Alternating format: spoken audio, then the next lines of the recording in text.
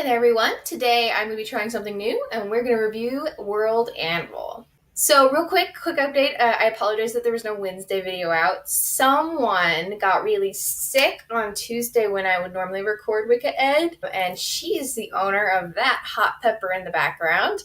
So I got a little bit distracted from recording, but she's feeling much better right now. She's chilling over on this new setup we have in the bedroom right now, and that shouldn't be an issue next week. So Wicked Ed will be next week. But yeah, let's jump into this week's video. And so I'm going to be trying something new. I have never reviewed anything, so I apologize if this doesn't cover absolutely everything you want to know about the platform.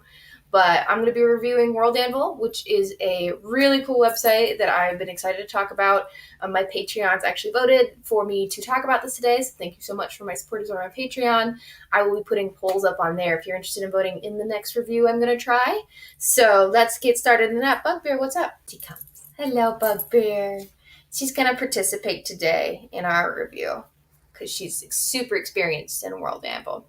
All right, so let's start with what World Anvil is. World Anvil is an online website. It's completely free that allows authors to make a world Bible of their book. It also helps for DMs make a world Bible for their campaign settings. Because I'm using the author settings, I'm more familiar with the author functions than the DM functions, but there are separate functions for both.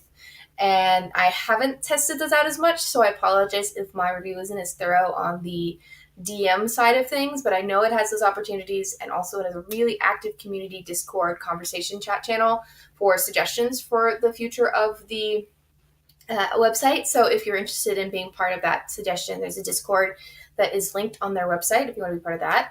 But I'm more familiar with the author functions, so that's mostly what I'm going to be covering, but I know there is a difference between the two.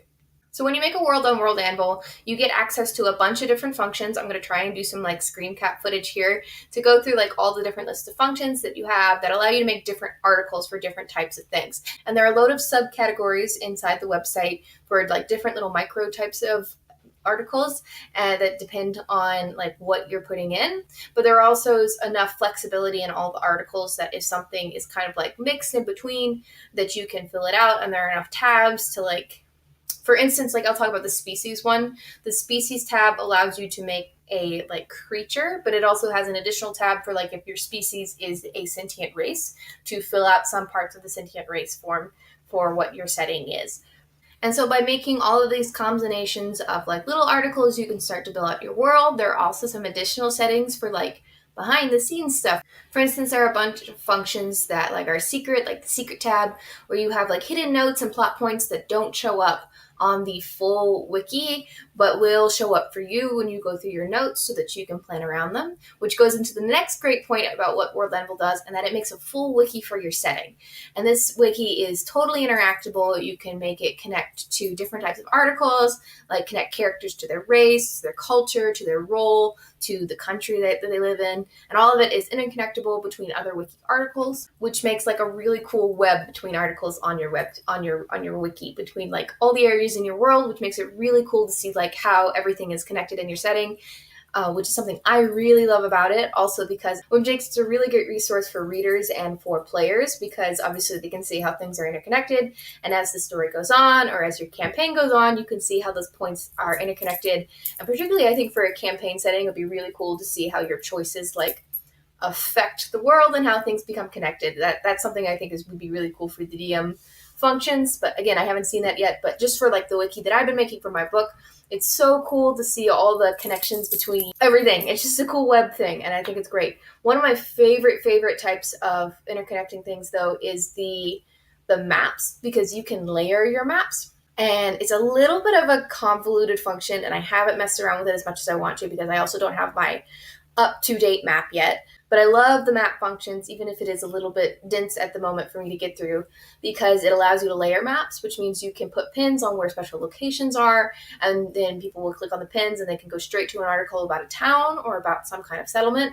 But you can also put multiple layers of the maps where you can zoom in on a specific country or specific city, and it will go in and zoom in on where all those pins are, and you can put more pins. And it's a super cool function that allows you to have a world map and then zoom in and have and a smaller map and a smaller map until you get down to like the regional areas. And that's just the super cool part of it. And I love the map functions, and I can't wait to get more of it in there. And all of this, like I said, is for free. You can make one world with all of these functions for absolutely for free through World Anvil with just the base account. There is a membership system which will allow you to add multiple editors to your world and will increase the file size as well as a couple other functions, but those are the two big ones that I really appreciate. And the max tier is currently only $10, which is insane because you get like the biggest tier is $10 a month. And you get all of these functions for the website, which is an insanely good price, and it's just super. And this is a great project, and $10 is a great price for this website and everything that you get out of it. And I think $10 to make like a professional looking wiki for your campaign or for your book is so great, particularly for people who want to make fan wikis and have the ability for people to like get like your super fans on, and they can help you fill out the setting. It makes it great for interactivity. And for $10, you could have like 10 people on your wiki at a time, which is so super and great. And this website's super. And for $10, you get all those features every month, and it's just an outstanding price. I think if I did have any major complaint, I don't have a lot of big complaints about the website. But if I had any major complaint, it is kind of convoluted to get into World Anvil. There's a lot of micro tabs that you have to go through, and some of them don't always make sense until you've reviewed and like saved an article and previewed it. And also, I think that even with the max tier, the number of like people you can have on the wiki and the number of people who or the size of your storage is kind of low, at least for modern day. The highest you can have is like 5 gigabytes of storage, which isn't that bad if you're just doing pictures and stuff like that. But if you were wanting to like upload a video, then that's going to take up like a fifth of your storage size. Not that I don't think you can upload videos though at the moment, but it feels like a kind of small amount for a storage size, and it also doesn't feel like you can have a lot of people on there. But at the same time, that's probably just because of how big the community is at the moment, and that's like my biggest critique is that even with the membership, that the storage size feels a little bit small. But other than that, this is an amazing service. I super love it. I don't know what else to gush about. No, just the fact that it's free. The only major con is that if you're on the free account, you can only have one world setting. So if you have multiple books, you will have to pay into to have multiple.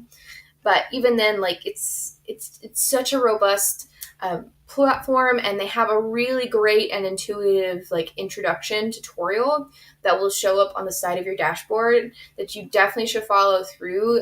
The only issue I think I had with that, there's another nitpick.